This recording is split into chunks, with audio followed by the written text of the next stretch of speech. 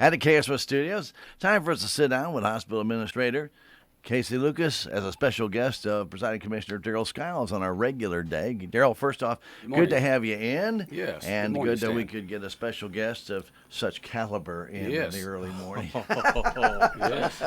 Yeah, Kasey, I very much appreciate you coming in. This is a big topic, and a lot of people asking, and there's a lot of information gone out, but I appreciate you coming in and maybe share a little more information about what's going on with the COVID vaccinations and so on and so forth. And it's Kasey Lucas, administrator from the Salem Memorial District Hospital. Yeah, we do appreciate you spending some time with us today. Yes. And as Darrell was mentioning, obviously, hot topic because we know Phelps County is getting shots as we speak. They had their dose come in this week. We have coming in next week some vaccinations that are going to be available. So you might want to kind of explain what the hospital had to do to secure vaccinations first and then get this all ready and then put it into place. There's a lot of steps involved in there. Sure. Really, planning probably for this, for us goes back to the end of October, trying to sign up for Show Me Vax. And that is the program that you have to go through to, one, sign up to get vaccines, and then there's lots of documentation that has to be involved and go back and forth with the state, and all of that goes through Show Me Vax. And so, but as part of the state's plan, and I'm going to say this plan changes a couple of times a week. So it's a work in progress? It is always. And again, I think their goal is to get as many vaccines out as possible. So it's a great goal to achieve, and they want to make changes as they need to get more vaccine out. And so as part of that plan, I do know they've got some major vaccine sites, bigger hospitals that are getting, or systems that are getting upwards to 5,000 vaccines a week and can vaccine that many people. So for us, if we got 5,000 every week, we couldn't possibly vaccinate everybody that needed to be vaccinated. So they have the resources, and again, I think that volume goes where the resources can do the best. And so, unfortunately, that's not rural Missouri. No. And so, we did get signed up. We did get some vaccine early, and I say early, 3 weeks ago. We are now giving boosters to the first round of the first phase 1A, and that was healthcare workers that then, once it got going, did include first responders. And so for us locally, those are who we vaccinated the first round. And we're actually having that second round of vaccinations was yesterday and today at the hospital. I see. But again, I go back to the state's plan. Again, they have those big vaccinators. They do have these vaccination clinics by the National Guard, 2,000 vaccinations per area. And today, or yesterday and today, they are at Phelps County. They'll be in Dent County next Thursday and Friday. So for those vaccines, we kind of thought when the National Guard was coming in, that would be a first come, first serve. But all of these vaccines have to be by registration or by, so you can't just show up and get a vaccine. You have to call the Dent County Health Center. They're doing the scheduling both for the National Guard clinic, which is the 11th and 12th, and they're also doing, as we get a weekly, supply of vaccine, 200. Your quota, huh? Yes, 200 a week for the next 4 weeks, which include this week. So after today will be 3 more 200 vaccine allotments. And so they will also be scheduling, because those vaccines are also by schedule only or by appointment only. And so you need to call Dent County Health Center, and they will be scheduling all of those. And so between the hospital and the National Guard over the next 4 weeks, we will be vaccinating about 2,800 people. So we hope that those are local. You know, again, we want them to be calling the health center so that they can schedule that as soon as possible. There are still openings, and so, like I said, get with them as soon as possible. If for some reason we can't use all the vaccine that we have, we will redistribute that someplace else, because we do not want any waste.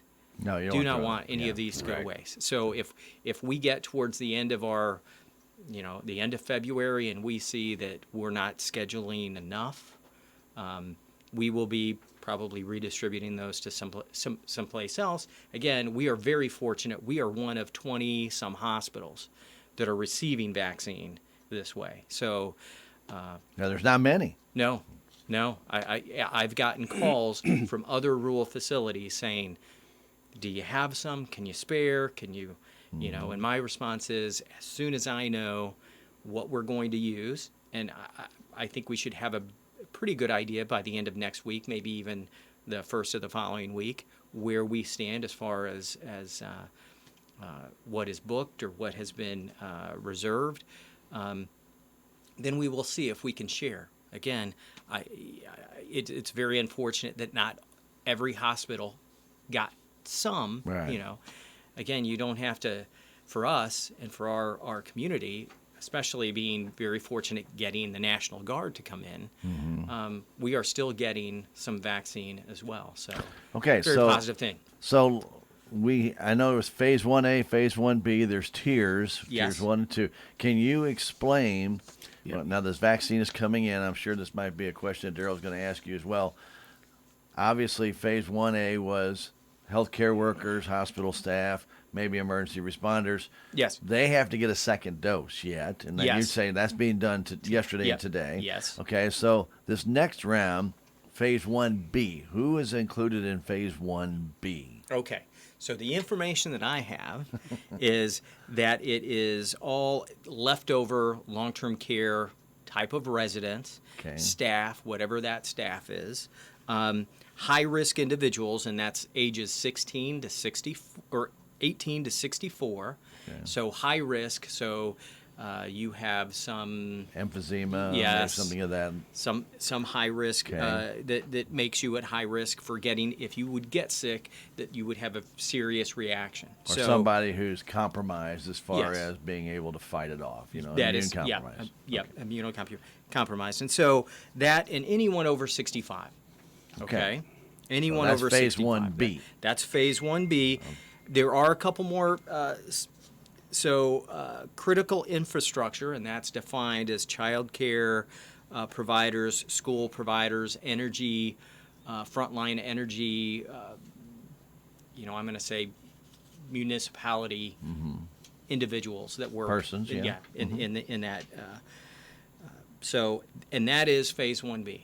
That is Okay. what I have as phase 1B. Okay, So and that's where we're at now. that is where we are at. All right, That's so- what those 2,000 doses vaccines will be Yes, for next yes. week. Now that will be, correct me if I'm wrong, will be conducted out at the Commons. Yes. It'll be a drive-through type of a thing, but they do have to have an appointment. Now I talked to Kendra yesterday evening, so she kind of wanted me to emphasize a few things. So I'm not trying to. No. Get She said she wanted me to emphasize that it would be drive-through. It would be by appointment. She said they've talked to a lot of people the last few days. Said if you've talked to the health center in the last few days, they've got you, and they'll be calling back with appointment times and things. You don't have to call back now today, or don't be calling back either, because they're on the phone constantly with like 4 lines of trying Yeah. to get people lined up, and they've got quite a few, but it is by appointment. For sure will be a drive-through. You're not going to be sitting and waiting and some things like that. So now this vaccine that's being given, is this the first shot, and then they'll have to come back at another time Yes. then for the second Yes, round? and Is they that will right? be coming back the 4th and the 5th. Yeah, the National Guard will be here the 11th and 12th, and we'll be coming back for the second or the booster on March. the March. 4th and the 5th. Should And we just sh- have, and just we have should them go be to the opening scheduled. of trout season Yeah. and go down. There you go. And they should be scheduling that at the time of their vaccine. They'll know when they're coming back. They will know when they get that first vaccine when they're coming back for the second vaccine. Okay, so the key is contact the Dent County Health Center and get scheduled. And that they will number- ask the appropriate questions, And right? that Is that what phone Kendra- number, 729-3106. Right. Yes. Kendra said, Yes. sure, and give them our number, 729-3106. They got several people answering the phones, trying to get this done. So, and it is a collaborative deal with the health department here, you all, and then with the state and the National Guard. As she indicated too, we were pretty fortunate to get the number of Yes. vaccination doses here in our small community. Yes, very with the fortunate. So. National Guard helping us. So the shots that the hospital's giving, where are they being? If they get that appointment, where are those being Dent held? County, the Dent County Fire Department. Okay, so that will Yep. be at the Dent County Fire Department, and that will be on what day? Well, we have some happening today. Okay. Getting ready to leave here and go right over there, but Okay. we'll have some happening today, and then it will be the 10th, the 18th, and the 25th. Okay, so if you get notified by the health center that you're getting your shot at the Dent County Firehouse, then that's where you go. Yes. Okay, you go to that, and then they'll give you the time to go there, and then it'll be hospital staff that will administer your injection. Yes. Now, when the National Guard come in town, still going to be a lot of hospital staff giving Sure, injections. sure. A lot of hospital staff giving injections. And you guys are working with them, but they're going to kind of keep the crowd control underway, and you guys just do the injections? Sure. Yeah. No, that's what it is. We've been working through the health center, and Kendra and her group, and you know, they said, we're coming to Dent County. How many can you give us? We need 15 people to be able to give vaccine. Wow. We have that. And we will supply that. Again, that's 2 days. And again, I think we're very fortunate to get it. We're going to do what we can to make sure it happens, and it happens smoothly. This is not their first outing, so they've made improvements as they go. And They've so learned. All I can do is ask everyone to be patient, and I would say come to your appointment. Don't come 30 minutes early. Don't come 40 minutes early. Don't come an hour early. Come at the time that you are scheduled, because we are scheduled so tight. You know, And it'll be a fast a vaccine process. a vaccination every 5 minutes. So, we're trying to get you in and out. Another thing that can contribute to things going smoothly is stop by the health department, stop by the hospital, north entrance of the hospital. If you stop by, we will have the demographics and the sign-up sheet, the information that we need to gather. We will have those forms out there. You can go to our website and get the form.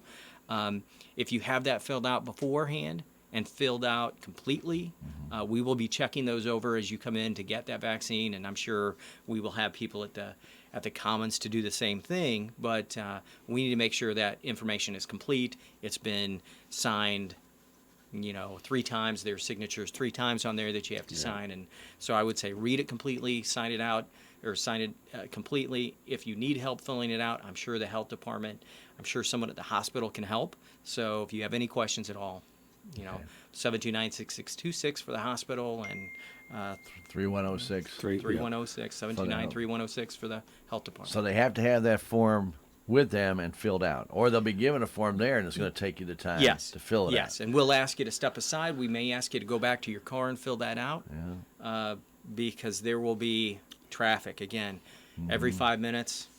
We are scheduled. Okay. If you Go ahead. could, maybe walk me through the scenario. Okay, so they go out to the Commons. Yes. And there'll be a line there set up there for the vehicles to line up. But are they going to be vaccinated while in their vehicle? Are they going to get out of their vehicles and come into an area? It's going to be vaccinated in your vehicle. So one thing would be, and I'm thinking next week, it's supposed to be cold. I mean, Very cool. very cold, high in the 20s, maybe lows down around 0. And this is probably going to be an all day. So I would assume that probably just to expedite the whole thing, a person ought to plan on it's going to be a shot in the arm, correct? Yes. Or Yep. upper arm. So probably ought to dress accordingly so that it's expedient to get to the flesh If in you your got arm. to 4 give a coats shot. on, it's Yeah. going to take a while to get them on. I mean, it'd take a while. I've got long handles, a heavy shirt, jacket, but if I was going to have to go get a shot in the arm, I would probably dress a little differently so you could quickly get to it and move on. So And that's that is a great great point. When you come into a mass vaccination site, there's not a whole lot of privacy. So, it's made for volume, and that's what it's made for. So coming in and out as quickly as you can get to that arm.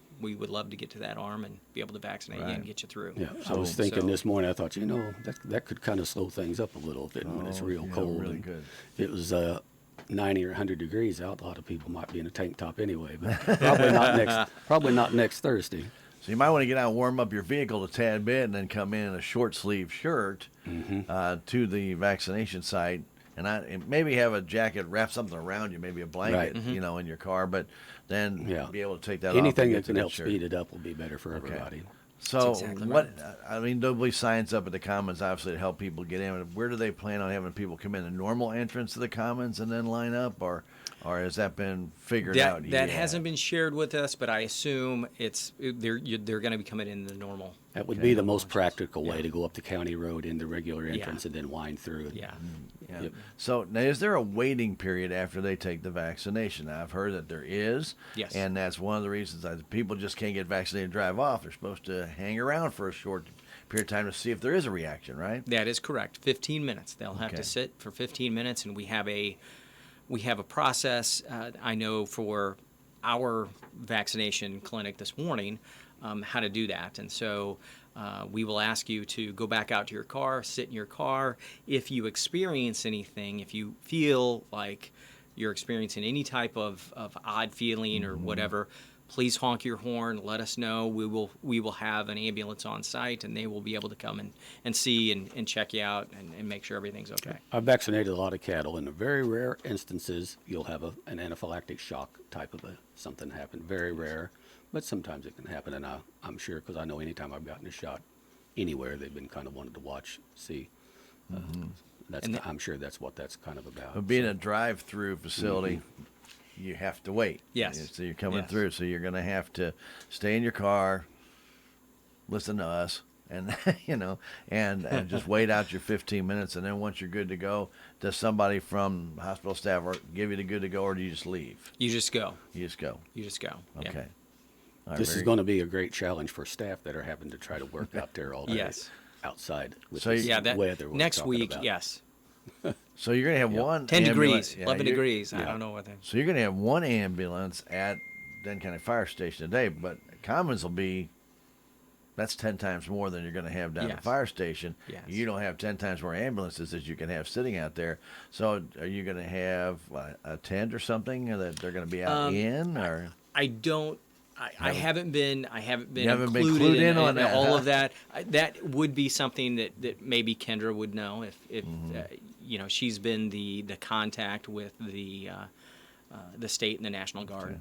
but there will be hospital staff out Yes. there to take care of them. Yes. But they may not be. You may be looking for ambulances, but you still have to continue on with your everyday work, and there's still going to be things that ambulances are needed for. So they can't really be sitting out at the Commons. Yes. But I know we will put extra staff on for that extra ambulance that has to be there. So, yeah. At least it's not far to go if somebody does need it. Just out the door right there. Not very far to go. And A lot of details to work out for one of these. Yes. There's a logistics nightmare sometimes when you start thinking, well, this should be easy to do. It's not easy to do because you've got the health center working with the hospital, working with the state, working with the National Guard, trying to get, I guess, everybody on the same page is not always as easy as it might sound. That's correct. And at this point, I really feel like Kendra has enough information to move forward. There may be things the day before that we are out there working with them, trying to get an idea of how the flow to secure all of that, the flow and really what our people, their obligation or their job in this whole thing. And so, All right, very good. So that will be next Thursday and Friday out at the Commons. Out of the Commons. And then for the next 3 more Fridays, including today, you're over at the Denton County Fire Station with those vaccines that you get, right? Well, it is not Fridays. I'm so, sorry. yeah. What did we say? Thursday? Well, I've got some dates, and we will post this on Facebook. We will Okay. get this out on Facebook.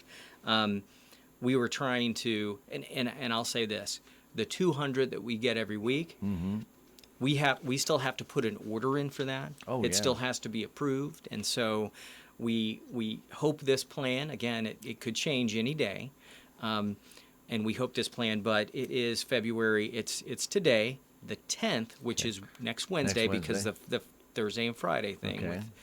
And then it's the 18th and 25th, which are Thursdays. Okay. And so between the health department and the hospital, Thursday seems to be the better day to do those. Okay. And so the health center will be helping Yep. with all of these, the local vaccination clinics. So Let me make this observation, if I Sure. could, because Go you ahead. mentioned you'll be getting this out on Facebook. Yes. And gobs of people, of course, monitor Facebook. But I wanted, because I hear this from people complaining all the time to me. We have large sections of the county who have virtually no internet access, and they say Facebook is great, but we don't have it, can't get it, and we get it. We listen to the radio and things. So I just say, if it's pertinent, be sure to get it to Stan. Yes. Get it to the newspaper, because they update their page all the time. Now, you guys do a great job. I just wanted to mention it because I've told people I would make that pitch for them. That they say, how come people think Facebook's the only way to get news out? yeah. And they like to Younger call it. people all believe it. Oh my gosh, social media I is know. it, but My daughter's, there's yeah. there's still But anyway. a lot of other media to get. And one of the things that we want to remind everybody is that you still need to make your appointment through the health center. This is not just to Yes. show up and get a shot. So you do need to contact them at 729-3106. Yes, Now, yes.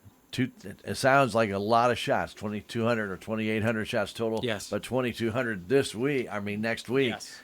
just in 1 week. Hey, I can get my vaccination. Maybe, maybe not. I mean, Yes. they will get your name.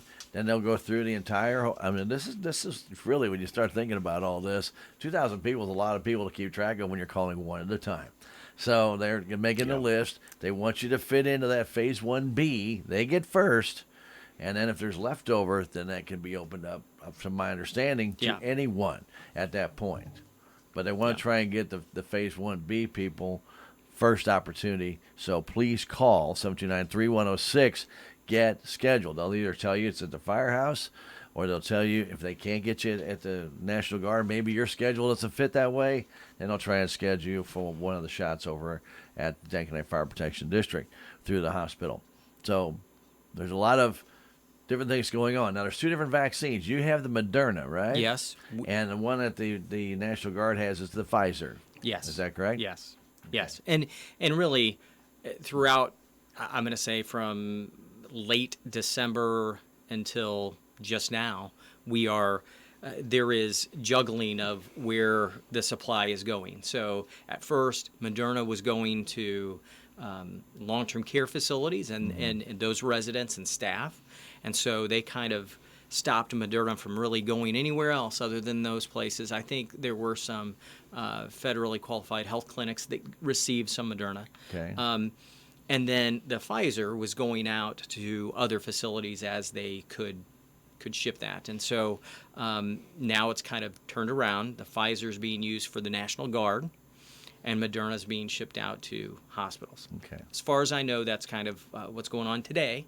Again, that could change midweek. That could change tomorrow. right. That could change later today. So whatever, I mean, the health center will get back. Now, they're going to be taking your name. You will not make an appointment. When you call right now, they won't make an appointment. They'll call you back with your appointment time. That's from my understanding. Yes. So, Yes. so you call, get on the list, and then they will call you back. So please understand, and correct me if I'm wrong, because right now there's this big thing, can you take a Pfizer first shot and Moderna second? Well, they're figuring that out over in Yes. England. Let them try over in Yeah. England. You Yes. can find out all you want. But Yes. just remember, if you get your shot through the National Guard, you don't get your second shot of Moderna through the hospital, okay? So the National Guard comes back again in March for that second round, and you have to go to them. If you get your shot at the Denton County Fire Station, you need to get your second shot there as well, okay? So that's, we'll make sure that somebody said, well, I got my first shot, I'll just go to that other one and go through it. No, it doesn't quite work that way. So there are some guidelines to this to try and follow. As Kasey mentioned, please get the forms that you need to fill out.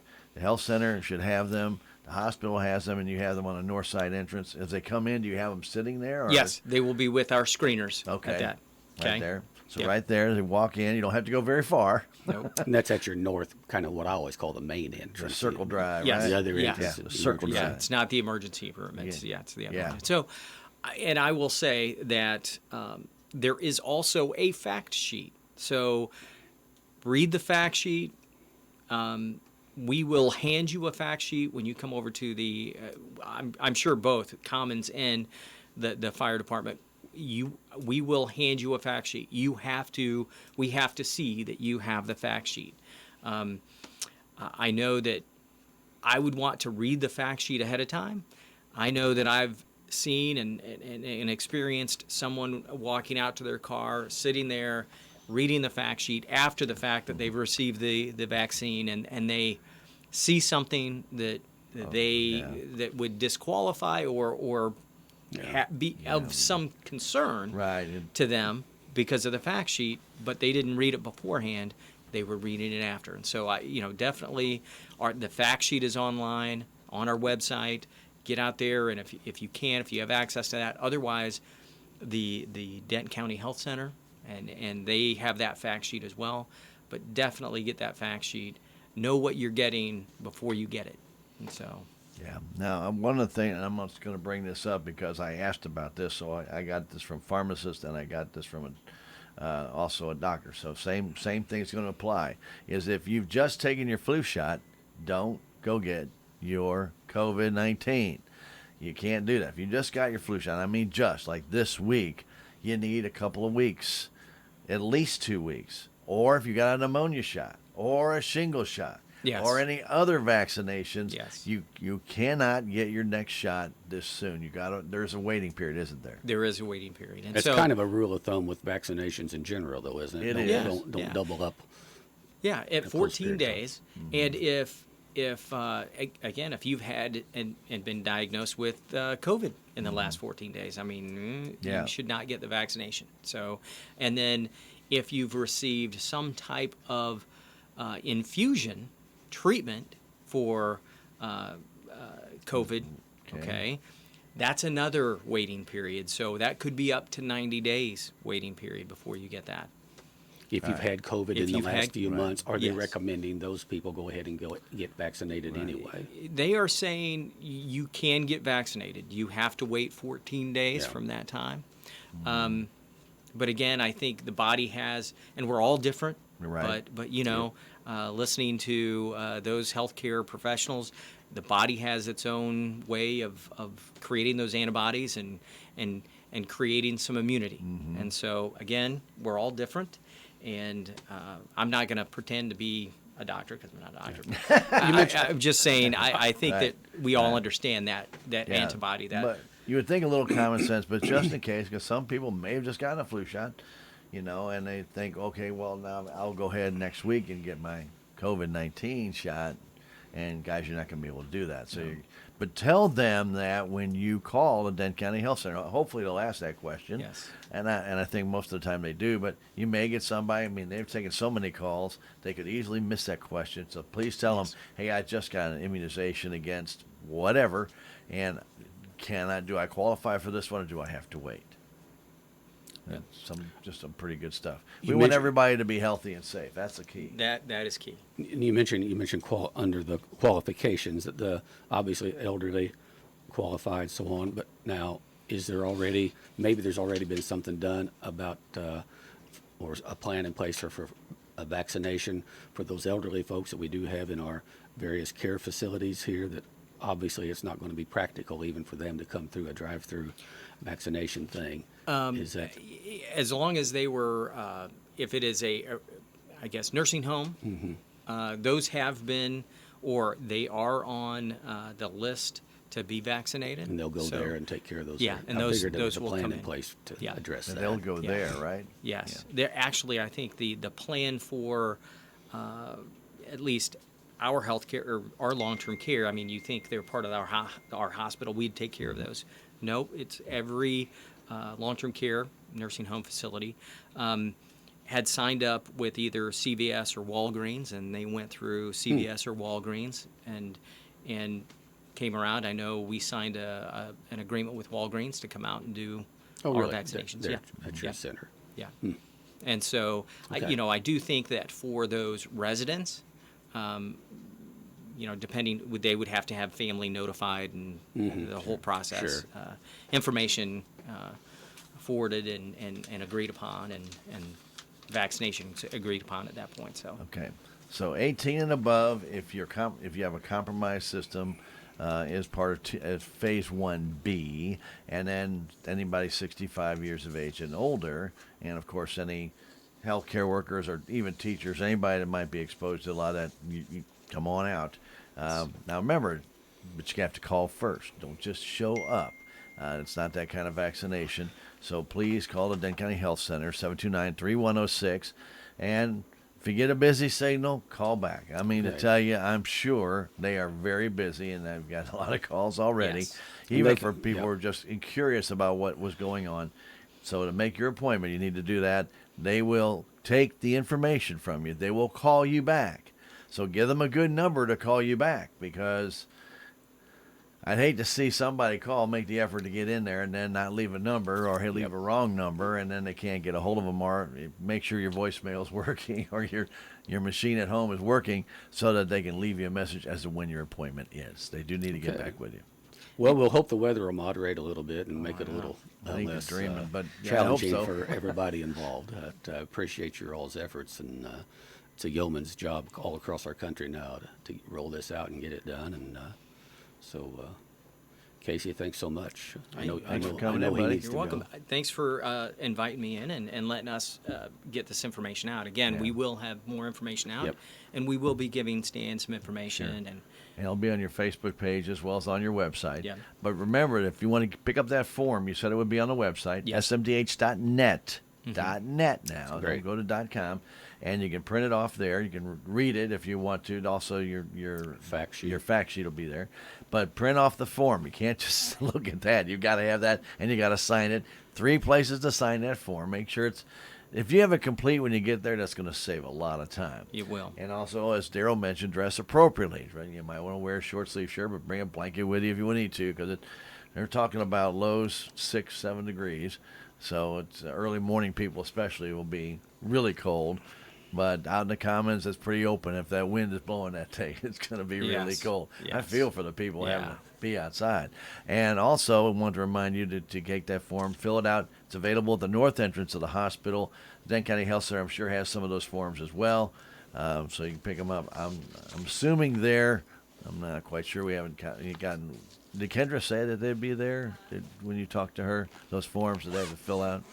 She didn't mention that, no, but we wanna make sure everybody does. I'm sure they've Yeah. got them. I'm sure they do. Yeah. So either Denton County Health Center, north entrance of the hospital on the Circle Drive. Just go walk in the door and you'll see it. People will be right there. You can't miss them. Or you can also print it off of the smdh.net website.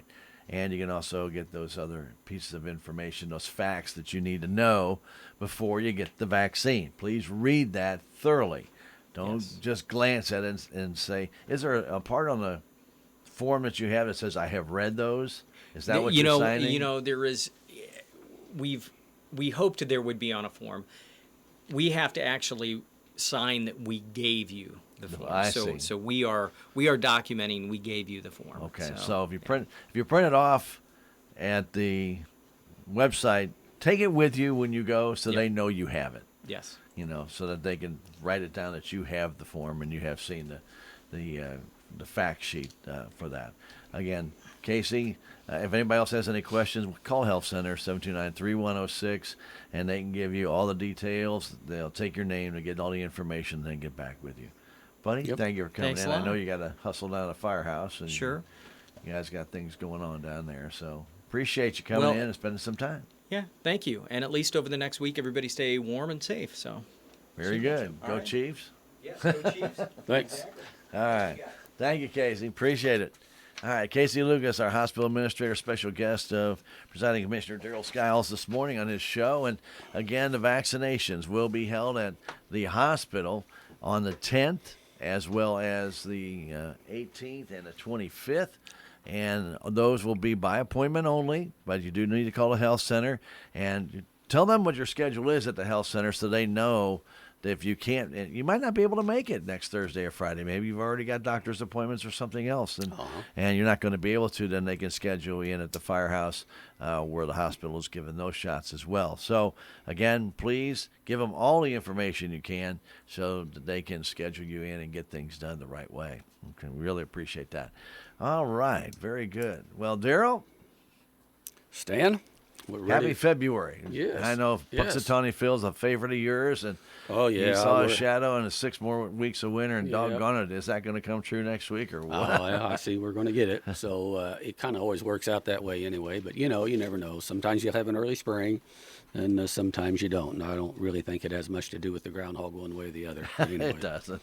He's going to Yep. see a shadow, or he doesn't see a shadow. Still Yep. 6 more weeks of Right. winter. In some places he'll see a shadow, and some places he won't. So I doubt if some places have winter for 6 more weeks and some don't. But it'll be what it'll be. So, but January's in the rearview mirror, and that's I always look at that as being a plus right there. But February can give you anything. So Oh, yeah. batten down the hatches and get ready. January really wasn't too bad, especially if you're out there and had cattle and you had a little grass they could graze. And they were able to get out there and graze a little, and probably didn't have to feed as much hay. But we're gonna, it always kind of evens out.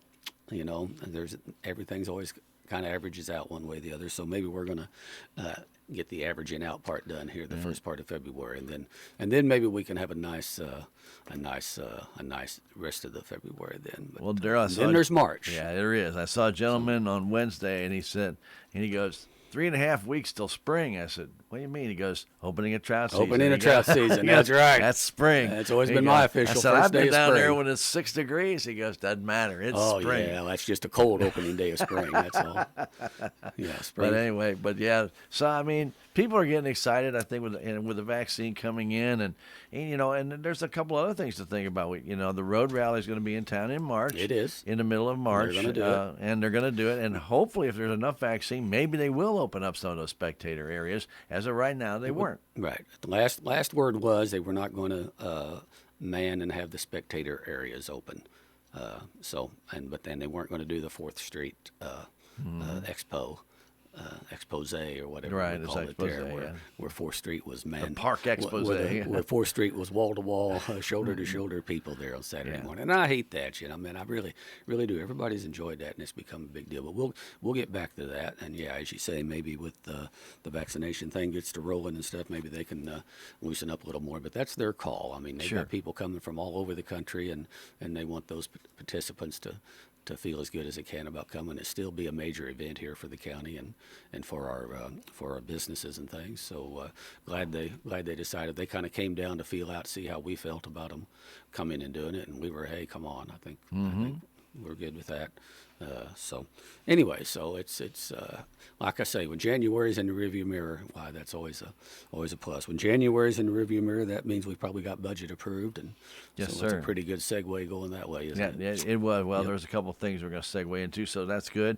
And speaking of the budget being approved, the county did that. There was no really public that showed up at the public meeting besides the media and the normal people. And We did have and one. We came had in one late. gentleman came in, but Yeah, was came in a also little had a bit late, road deal, but- but wanted to sit right. in on the budget. And But had, once had he a few heard, questions. yeah. Yep. And so the public. By the way, when those public hearings are held, you are welcome to show up Well, and sure. join in. And It's public and even, hearing. and right, Yep. and you can even go get a copy of the budget ahead of time. And if you have a question about something you see in there, that's the time to ask it, and then the commissioners can address that. Actually, before I ever it's ran for approved. commission, I ran in 2006, and I actually had attended at least a couple or 3 budget hearings in the years before, just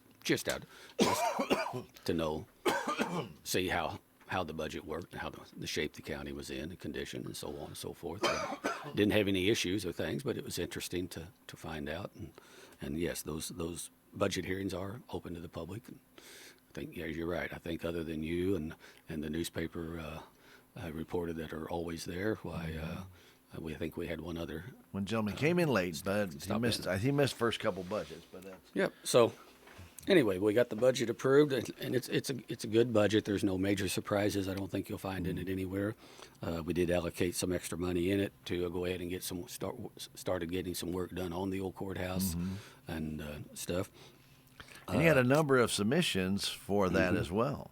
We did. We did put out a request for proposals from firms that could do an assessment for us of the entire courthouse, especially the exterior, looking at it to bring back to us a plan of what all needs to be from the top down of repair and renovation work that we need to get done. It's a beautiful old building, and but as anybody that's got an old building knows, it's a constant job to keep it in shape, and we want to keep it that way. So we had 5 different firms actually send in their proposals and their qualifications and some things. So we're looking at those.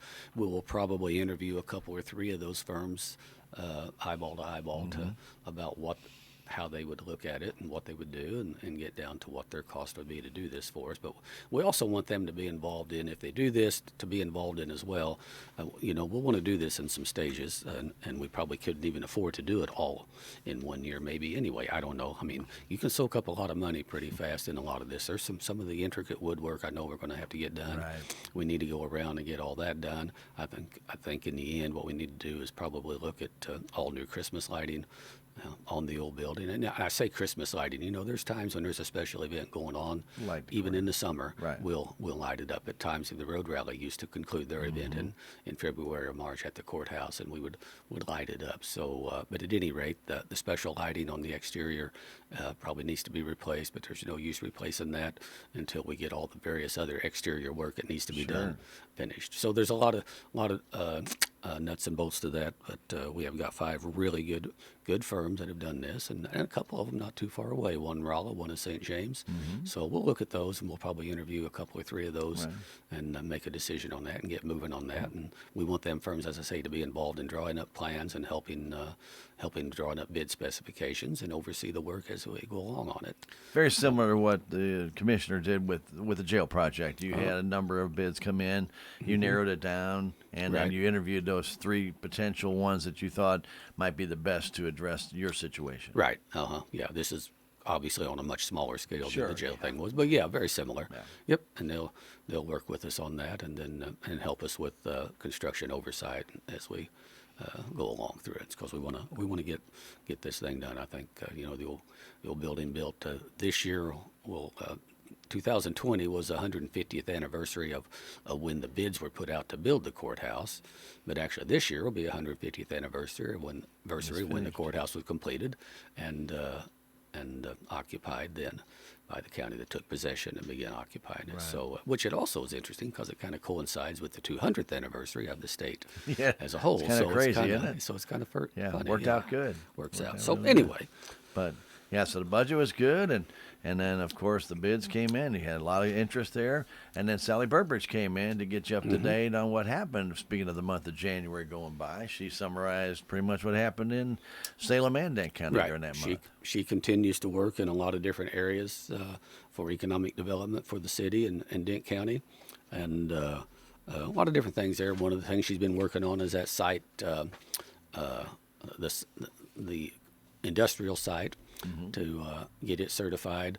Kind of got a little deal there of having to work out with a bat study. So, if there's any endangered bats living in any of the trees on the site. Indiana bats. What are they doing in Missouri? Yeah. That kind of stuff can drive you batty. No pun intended.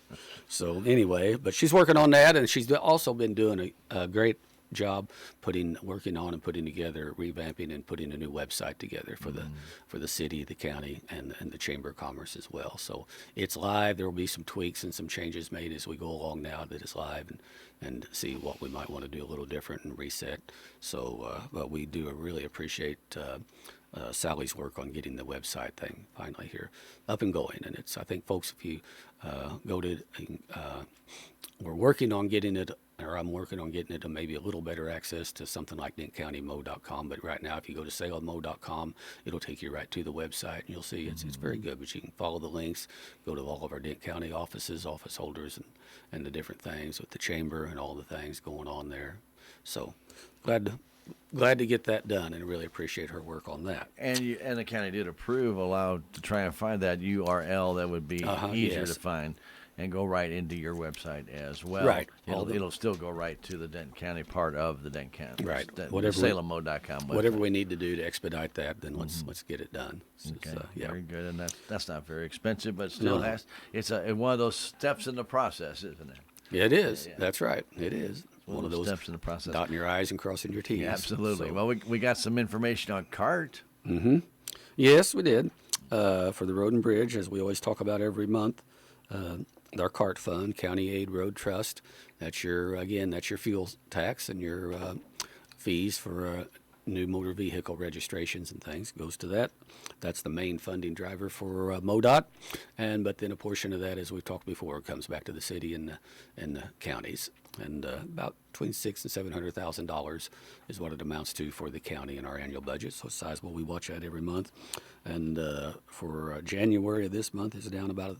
Our revenue for this month for CART is down about a little over $1,000, $1,021. It's down from January last year, so down not quite 2%, but pretty close. So we watch that, and we, accordingly, we watch what all the revenue streams are in the budget as a whole. But that one we watch. The sales tax, we'll probably have the sales tax figure at the next commission meeting, and for the road and bridge and county and so on. So we watch those. We watch those very closely to give us an idea of what's happening on our revenue, just like you do in your house and your personal account and things. When you see dips or whatever in your personal revenues, you have to pause a little bit and think about what you're going to spend. And if you really need to spend this, why pull back a little bit and see how this shakes out. But we're talking about the budget. All of our major funds ended with great balances, good balances, healthy balances, and fine. And with the budget we approved, the funds, again, we try to estimate conservatively what our revenues would be coming in. We usually try to do what the figures were for the previous year. If for some reason we thought it was almost artificially high, we'll even back off from that and try to strike a balance. So anyway, but with the budget we approved, all the major funds again would end with good balances. But again, we'll watch those revenues and expenses as we go along here, and adjust accordingly. Last year, and I know this had to be a big challenge for the commissioners this year in approving the budget, because last year was one of those just funky years because you budgeted money for courthouse repairs. You couldn't do it because of COVID-19. So you had money set aside to get started on that. Yes. That money never got used, and there's no way it could be used because nobody could come out and do anything. Right. It was everything was just. Well, to be honest, by about May, we were seriously worried about how the revenues were going to come out. Exactly. Now, in the end, we ended up about 7% for the year, which was just incredible and great. So, but as you say, it also was very difficult last year, even getting, contractors, though, in Denton County, your local contractors are busy and have stayed busy. Yeah. So that was a deal probably where, as much as anything, we just decided to just slow down, hunker down, and kind of get through this and regroup and take another look. But we're gonna get moving with this. Well, the first thing I wanted to do last year anyway was put this out to get an assessment and see what was going on, because we need that first as kind of a roadmap as to how we want to do. You don't want to do some work and find out you should have done some other work first, because now you got to tear out part of what you done. No, that's no good. So we wanted to do that. And so when this thing all kind of hit, well, that kind of hit about the time we'd have been trying to get an assessment done and start from there. So we really just kind of pulled in the horns a little bit and decided to hunker down and get through this and see where we're at. And I know, and just kind of touching a little bit on the CART money came in less last year. Sales tax came higher. CART money came in less, almost even for road and bridge, but it wasn't, now where do you go from that number? But I guess the thing I was pointing out was some things weren't used, and yet other things maybe got accelerated a little bit. For example, like in the assessor's office, to be able to go online and get that thing done. And also now the aerial photos and different things like that. That may have gotten accelerated a year or two.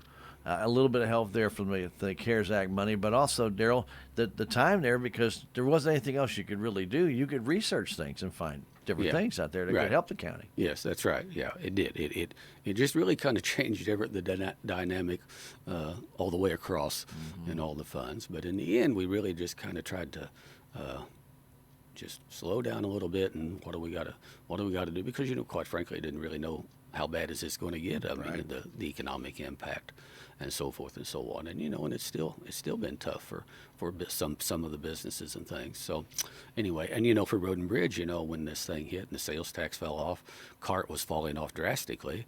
But as you said, by the end of the year, the sales tax was up, but the cart was down almost the same amount. So it ended up. The commission last year decided, in light of what was happening in the unknown, again, when we put out bidding the chip and seal roads that we're going to recoat, wasn't any new chip and seal planned, but they did have, I think, around $200,000 budgeted to spend on doing some chip and seal last year, and then that had to be put out for bid in late spring. Well, that was about the time everything hit, and sales tax was down, and cart was down, and things looked like we're going to heck in a basket. So they kind of pulled off on that, and for that matter, even I know some of the companies that had been doing chip and seal, they had staff out, and they were kind of pulling back, and so it was just tough. So we didn't do any of that last year, which created an extra large balance then for the end of this year. Sure. But we do plan on doing a considerable amount of chip and seal coming up this year. So there's a lot of work built into that budget. Yeah, a lot of moving parts. Yeah. Well, I was talking about chip and seal, and we're talking about the Road and Bridge and the cart. I do want to mention, the crews, they were out responding there when we had the snowstorm thing that hit the other day. It wasn't hardly enough that they could go out and blade county roads very well or do nothing. But I do want to mention, though, this is the time of year, and I know Commissioner Larson and Purcell would want me to mention this. I'm not Purcell This is anymore. I'm Commissioner Larson and Commissioner Mowbray. There we go. Yeah, sorry about that. It's an old habit. It is. Commissioner Larson and Commissioner Mowbray, I think, would appreciate if I'd mention this is the time of year when maintaining the county roads is probably the toughest ever, because it'll be muddy, terrible one day, and you can't grade a muddy road and do anything except make a worse mess, generally. Now, sometimes if it's bad, they can go in and add some material and kind of help with the situation. But you can't generally grade and maintain a road that's muddy. And then the flip of that, when it gets real cold, then you can't really grade and maintain a road that's frozen. Now, the most of the gripe we get is when the road is muddy, of course, and so that's the issue. So, folks, I hope you'll be patient. Winter and early spring is a tough time to try to keep the roads in the shape that we'd like to have, and they're aware of it. If it's a bad enough situation, they can do what they can do. Now, there's situations sometimes when we get some heavy rain, some washout. Recently, a culvert had evidently had rusted through, and it had a hole basically in the side of the road where the culvert. And those things, if you're aware of that, be sure and let us know and things. But both commissioners, I can tell you, they take it very seriously and are out looking at these issues and trying to do the best we can with what the weather will let us do. So, and the worst part is we got some super cold temperatures coming up, so they're all gonna be these frozen. roads are a little bit what we'll call muddy today. Right. Will be absolutely frozen solid, and then Darrell, we know when they thaw, it's not going to be dry. Right. It's going to be muddy again. Yep. So kind of keep that in mind. And one of the things with that little bit of snow that came, and I will call it a couple of inches, 3 inches probably at most in most areas of the county, wasn't so bad. The snow wasn't so bad. It was the next day when it melted a little bit and refroze. Some of those county roads were absolutely an ice rink. Yep. That's kind of what happens there. Yeah. Yep. So that's why they didn't have school the next day. People say, well, it's in town, there's not a thing on the road. You're right. In town, there's not a thing on the road. But some of those county roads, they were almost impassable unless you knew how to drive and knew what was coming. Right. Because they had frozen back. And especially some of them that were in shaded areas on the north facing or east facing hillsides that didn't get any afternoon sun. Right. Yeah, some of it was pretty slick there for a while. Yeah. And sometimes we wonder why they call off school, but those buses can't get through there. And they're going to be safe with your kids. Yep. That's the key ingredient there. And if it's not going to be safe, there's no need to get out there. Yep. You won't find me criticizing them for when they call off school. I was on school board one time, and I think our philosophy then was we'd probably not regret canceling school on a day when maybe we could have had it, as we might regret trying to have school on a day we should have canceled it. And because you don't need to get anybody hurt, get equipment banged up, which is minor. Getting people hurt's the big thing and stuff. So, and you know how much a bus costs. You would hate that to go off the road and do major damage. That's right. There'll be a better day. Yeah. Yep. So, And they're pretty far into the year now too, without having to, use up any snow days. I think they build a certain number of snow days in the year. So anyway, but when we get a big snow, the county will be, when we get more snow, it's pretty hard when there was no more than there was for the graders and the trucks and everything to even get out and be able to do much good. But they were out and trying to get around the roads, and fortunately, by the time they could get something done, while the weather and the sun had pretty well taken care of the problem anyway. So, but yeah, that second day is when it was pretty tough. yeah. Yep. Sometimes the second and third days after they thaw and refreeze and thaw and refreeze. Because you know as well as I do, if you got 4 or 5 inch snow and it thaws, you still got a 2 inch snow, and then when it thaws, you still got ice. For us to be able to work it, with our equipment, if we get a 6 inch snow, we're almost better off, because in 6 inch snow we can have every truck and grader and everything whipping down the roads, and they can really get the blade down and really move snow and material and get it off, and really have them within 2 days we can just about have the whole county covered, at least opened up. At least you take a grader and they can swing that moldboard. I think they're 14-foot moldboards, if I'm not mistaken. They can swing them around and get a large path at least opened up, from one side, and then the dump trucks will all be out working on the various chip and seal roads. You can't use graders on the chip and seal roads, or you'll tear the chip and seal up. And they're a little dicier. But generally within a couple of days we can have it all.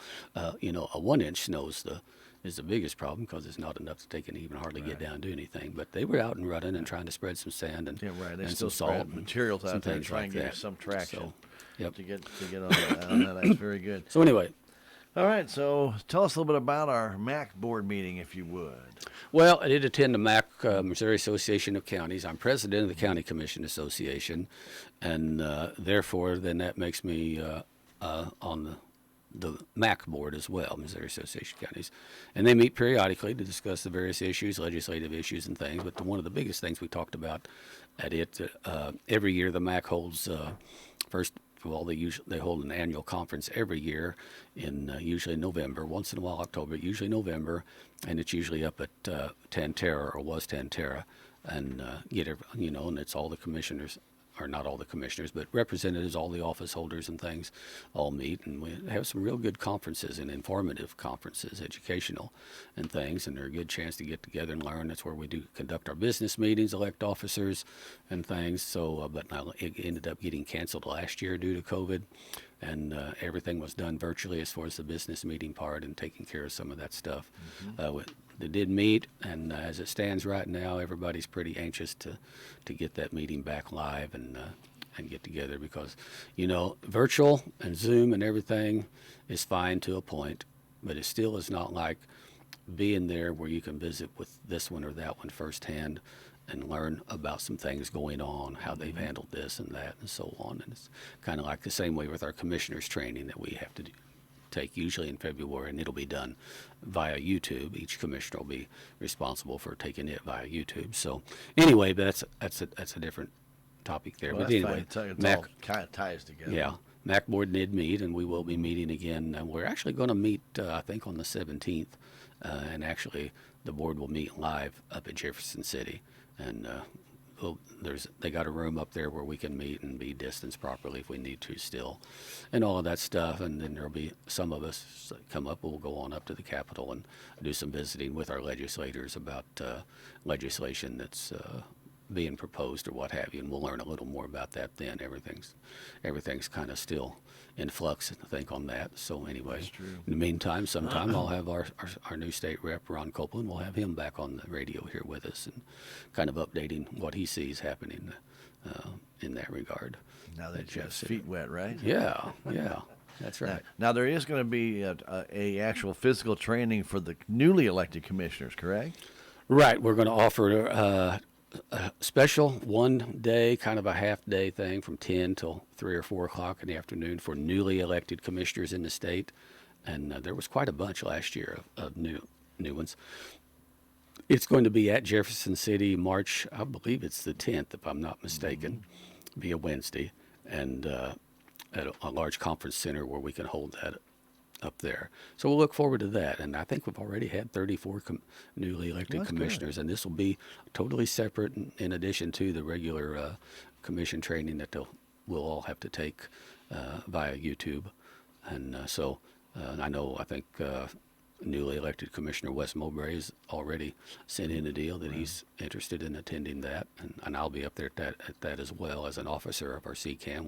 We'll help put some of that training on and things. So, and if I'm not mistaken, I think there will be an opportunity for those who can't or would rather not to participate in that via Zoom, but I think that was still being worked out. But that may be. But most of them are interested in coming up for the actual training itself, because there's just a lot, and you know, you can't cover everything in the regular commission training and cover all the various things that new commissioners might want to know and might want to be able to sit in there and ask questions about and learn as they go along. So anyway, and they've had a couple of months on the job, and so if they've got questions, it's a good time to start asking them. Right, be a good time to ask, what in the heck was this about? Why is the commission or something? You know, there's a lot more to it than the roads. Well, I know exactly, the roads is, and I'm the same way. I live down a county road, and the county road is what I feel by the seat of my pants every single day, at least twice a day. Yeah. And it's the part, if it's got a problem, it's the part that bugs you probably the most.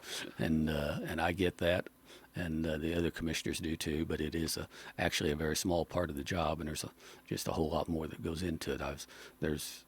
You know, we're just holding our commission meetings once a week here right now, just to try to cut down on extra traffic at the courthouse. But I can tell you, there's weeks that I'm at home or in my truck, and I'm sitting somewhere on my phone a lot of time and hours spent taking care of work and things. And even through some of these meetings by Zoom and virtual. Next week we have our Transportation Advisory Committee meeting. Right. It will be at 2 o'clock next week, I think it is. And we'll do it via Zoom.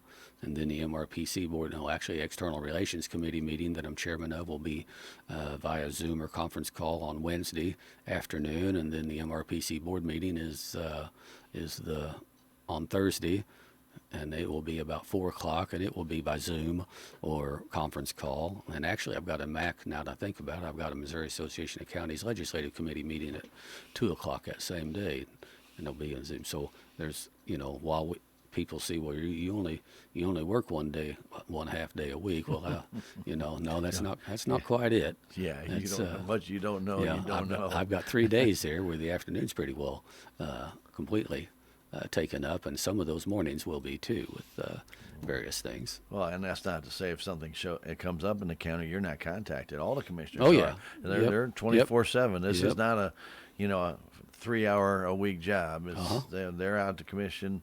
The commissioners are out at the shed. They're out there talking with the guys. You know, then they're looking at bids. They had John Deere come in, and you start talking about, hey, greater prices for 2021, different graders for 2021. How about a loader? You know, a used loader they were asking about, and they also asked about a skid steer. So they're trying to find better ways to make it easier on their guys and to get more efficient, to get more done all the time. Right. And it's not like they sit there and then when they get all this stuff in, they got to read it all. There's you see the piles of literature on your desk and every desk over there. There's so much stuff that comes in every single day you guys have to go through. Yep. And it takes a week just to go through. That's right. It sure does. Well, and and a lot of that, I've got a briefcase I bring in with me, and there's a whole lot of that stuff that I take home with me. And Sure. The only time you're going to get a chance to do it. And like the budget, there were several evenings I spent about 4 hours in it each evening looking over budget stuff before we got it done to find different things. And it's just part of it. It's just like anybody's business. Yep, not complaining. That's just the way it is. It's a business, but it's a different business. It's the public's business. It is. So we're responsible for seeing that it's done right. So anyway, I would mention too, and those are some things I participated in with MAC and our CCAM, and Commissioner Larson and Mowbray. They have meetings too. We kind of divide the thing up. Commissioner Larson attended the Tourism Committee meeting. He will be serving on the Tourism Committee in place of Commissioner Dennis Purcell. He served on that for a number of years. And then Wes Mowbray will be serving as the county's representative on the Extension Council, and he's already attended one of those meetings. And I think Wes, I'm not sure he may have attended yet, but anyway, he's then will be taking Purcell's place on the South Central Missouri. South Central Community Action Agency board. I don't think that's quite yet. Actually, I think Dennis will remain in that capacity until later this summer or fall, and then that term rolls fiscal over. year, when their I think fiscal that's year how is, it is. yeah. I think, now that I think about it. So, but anyway, very we did good. have a visitor though. We at one did. of our meetings. Jason Mr. Lott. Lott from the Ozark National Scenic Riverways, the new superintendent. Yes, the new superintendent of Ozark National Scenic Riverways came in just to kind of visit with us, update kind of some things. There they are. They wanted to let us know that they are working on a new roads and trails plan for the riverways, and they will be inviting public input. Figure that thing will be they'll be putting that out in March for to try to gather public input as to what should or shouldn't be as far as the various roads and trails through the park, and that's always a contentious issue, I can tell you. And there's a lot of there's a good bit of conflicting people, not conflicting people, but conflicting uses that some people have. And he mentioned that they're wanting to look at trying to accommodate all the various different visitors, and you've got the horse trail riders and who love riding the trails and have done it for years, and you've also got more and more people now wanting to ride mountain bikes on various trails, and the mountain bikers, and then you got ATV and UTV users who really enjoy riding the back roads and trails and things, but ATVs and UTVs on the same trail with the horses sometimes that doesn't work the best. And then you have to have your regular hikers, and you've got your hunters and your fishermen, and then you've got the camping that goes on. So they're trying to arrive at a roads and trails plan to accommodate all the various interests, and I wish them luck. It'll be a battle. It always is. Sure. And for we those, went through that before, yep, didn't we? that's right. That's right. So for those folks listening who have an interest in any of those particular areas, we have a lot of people in this area though that have gone down and enjoyed for years riding horses on the trails down in the Riverways area, and it's a major event down at Eminence at the trail ride down there. People just call it the trail ride. That's how major it is. You say something about Eminence and the trail ride about anywhere in the state, and anybody that takes horses and trail rides knows exactly what you're talking about, and they know where you're talking about. So it's a major deal, and great for the area and the economy, and Jason's aware of that, so they're going to be working on that. They've also been, and again, that's going to be coming out in March. So I'd advise folks keep an eye out for that, and do respond to your thoughts on that thing when they're asking for public input. They've also been working. He let us know they've been working on the feral hog problem. I think he said they've got a couple of full-time staff members dedicated just to that, because the Scenic Riverways it's a very long, skinny little kind of a park, very unusual in that regard. But at any rate, they've been working on the feral hog problem because they've got the problem too. I think he said they've killed about 300 to 350 over the past year. They're going to be working on that some more. One thing it was interesting to me, he mentioned that they had ID'd. We're working on a program to ID all the old cemeteries that were within the park, and to try to develop some type of a management plan for all those old cemeteries. Give them at least some kind of minor maintenance. Yeah, yeah. So people can get to them. Yep, that was and interesting. And be able to get in them.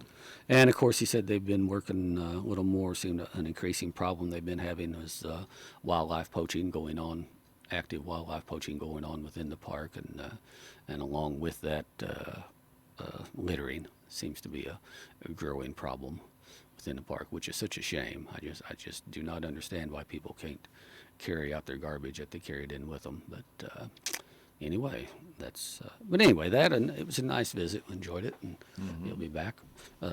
It was kind of funny. He actually came a week before he was scheduled for the agenda. Had the wrong commission, wrong week. Yeah. So that's all right. Another county's loss was our gain for the day, because that actually worked out perfect timing wise. And he seems to want to work with everybody to try and get the best solution. He said it's never going to be a perfect solution, but the best solution. So he wants your comments, so make sure that you do comment, and they will, as Darrell said, get that out sometime in March. They're hoping to get out sometime in March. I always love when they say they're hoping to get. And he seems to be a very approachable gentleman and very interested in wanting, very personable. And he said, and if there is a problem, he appreciate, rather than, he said, let him know. He'll get involved himself or get staff to really get in and look at the issue and see if they can't get something worked out. Because what I did like that he said he's going to probably stay here till he retires. Yep. So he's in no way anxious to, or he's not a temporary anymore. He's here. He He's is permanent. And he should be here several years now. He should be several years. So he's taking an interest in what this is all about, and I'm glad he is, because it really needs to be done. You can tell he genuinely likes and enjoys the area and the uniqueness of the riverways, and understands the conflicts and some things, of uses and things, and hopes to arrive at something that will somehow make everybody at least moderately happy, maybe. One of the things that he did say that you hadn't mentioned yet, now you might have been going to, is that they noticed that the Ozark National Scenic Riverways had a 30% increase in usage in their area during COVID-19. Yes, 30% is a lot. Year, yeah. When people were just desperate to get out. They wanted to get out. They wanted to get out. They wanted to get away. Which is kind of funny. But we've seen that even in our tourism dollars. I think a lot of our sales tax reflected that increase in our local tourism industry. Seen that increase, and yes, it was a very busy time this past year down on the riverways. Once things kind of got going, it kind of slowed down pretty drastically there for a while in April and May, first part of May things, and then it was very busy and took off, and so glad to see that. And I know he didn't mention it, but usually the Ozark National Scenic Riverways, and they already have put it out that they will be doing some controlled burns. So be prepared for that. I plan on having Jason in to talk to him a little bit about this, because we all know that some people who have respiratory problems, when they do a controlled burn, there's a lot of smoke that gets out there. Sure. And so if you do have that issue, you can contact the Ozark National Scenic Riverways. They can put you on a list that when they're going to be burning, they will let you know. But again, all conditions have to be perfect. When we had the Forest Service in and Department of Conservation, they're going to be working in conjunction with them, Conservancy, Pioneer Forest on another burn. So they're working with a lot of different people to try and get that done, and done right and safely, and then create as little smoke as possible. But you're still burning stuff. You're going to have smoke. And if they do it in the right area and do it in a circular fashion with the fire burns together, at the end of the day, they might have some tasty smoked pork for dinner. I don't know. That was sorry, Stan. That was just a side thought. Anyway, moving on. Anyway. You put the bacon in on that one, didn't you? Killing two birds with one stone. Yeah, see, have a controlled burn and burn up some hogs in the process. I'm pretty sure that the little fires in some of those controlled burners, when they burn that little fuel off, I don't think it would stop a hog from going through it. Yeah, probably not. Well, but of course, they will try to escape it any way they can. I like to be optimistic, though. I like to look on the bright side. Very, very good. Okay. What else do you want to touch on, Darrell? I do want to mention County Clerk Angie Curley reminded us that March the 10th is the last day to register to vote in the upcoming April 6th municipal elections. Okay. So folks need to be aware of that. And I do want to mention, too, in regards to CARES Act, we got the $1.8 million in CARES dollars to allocate.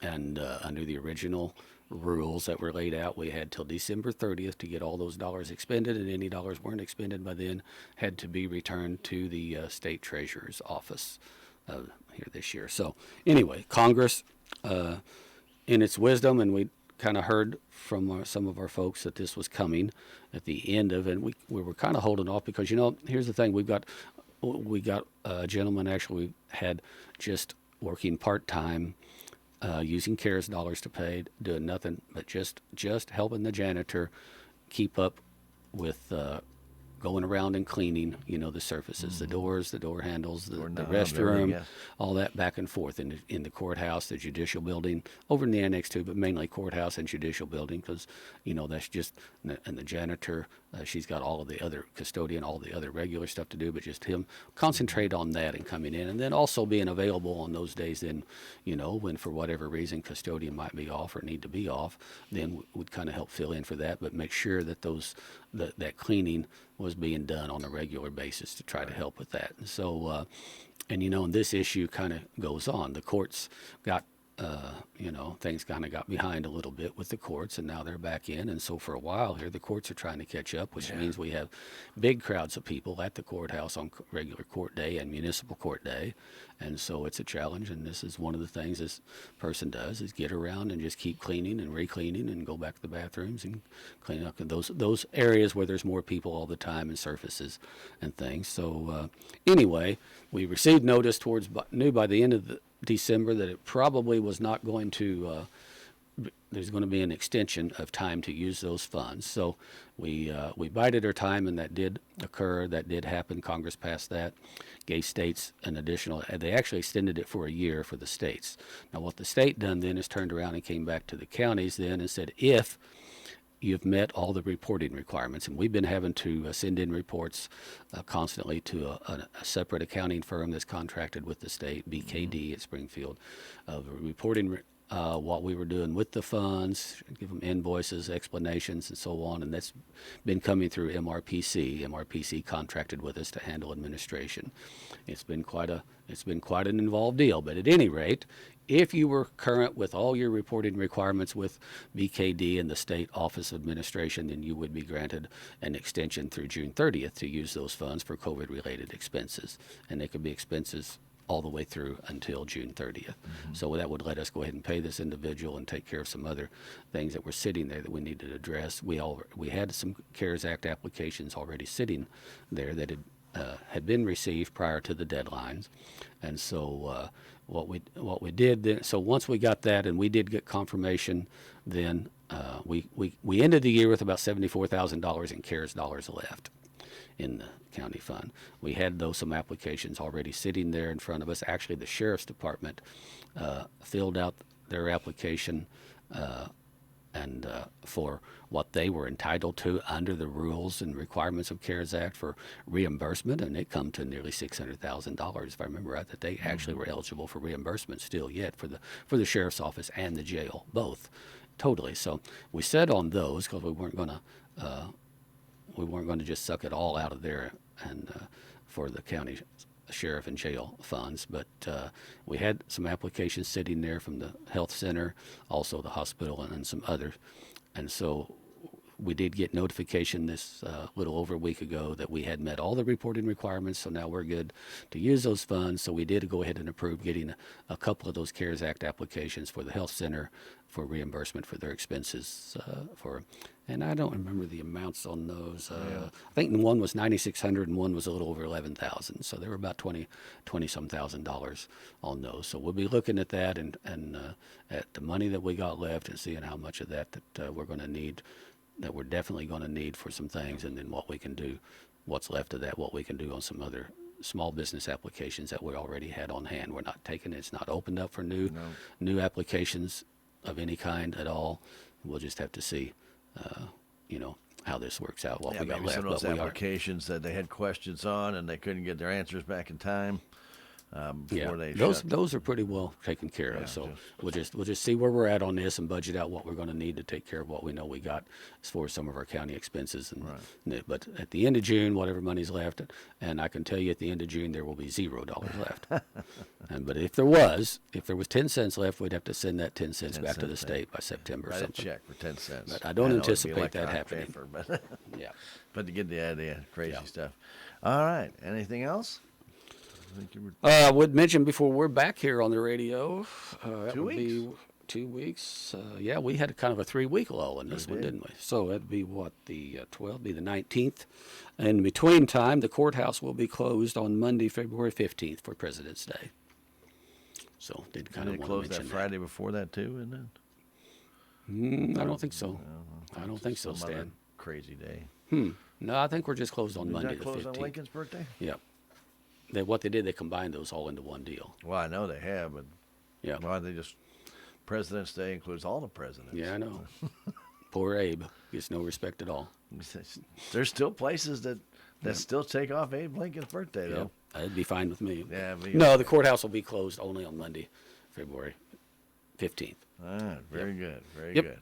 All right, So- Darrell. Well, we want to thank Darrell for coming in and having a special guest, Kasey Lucas, with us this morning. Yes. If you missed the program, just joining us late, streaming with us, and you want to find out more about what Kasey had to offer as far as getting signed up for vaccinations and how it's going to go, feel free to listen back. We do stream our program. It is on Twitch TV, and then a little bit later on today, we'll be on YouTube. So here we'll go ahead and we'll get that uploaded as quickly as we possibly can.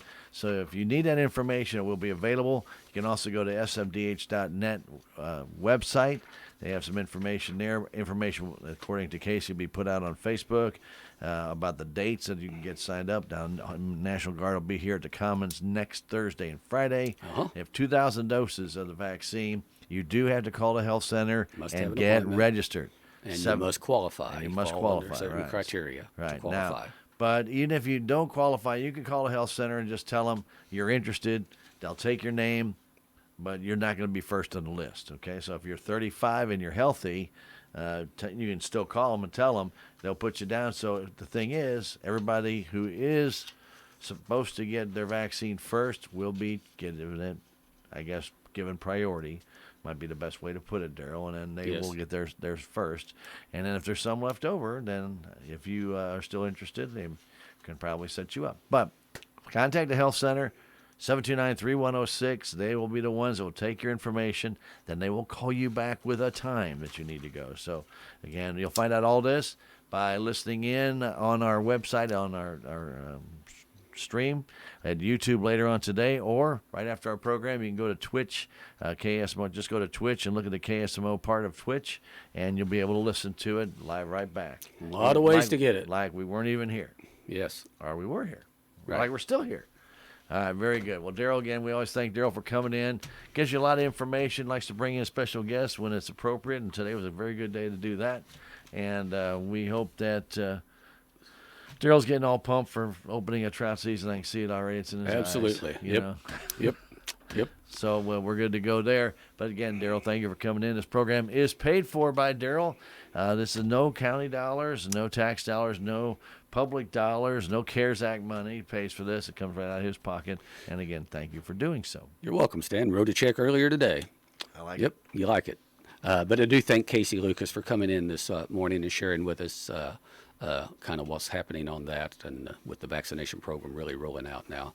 So a lot of people keep asking and want to know, and legitimately so. So anyway, and of course this weekend, man, how about those Chiefs? Go about the Chiefs? Go Chiefs! So.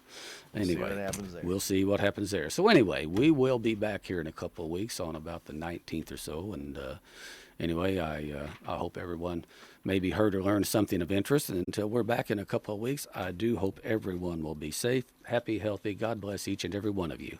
And we leave you with this.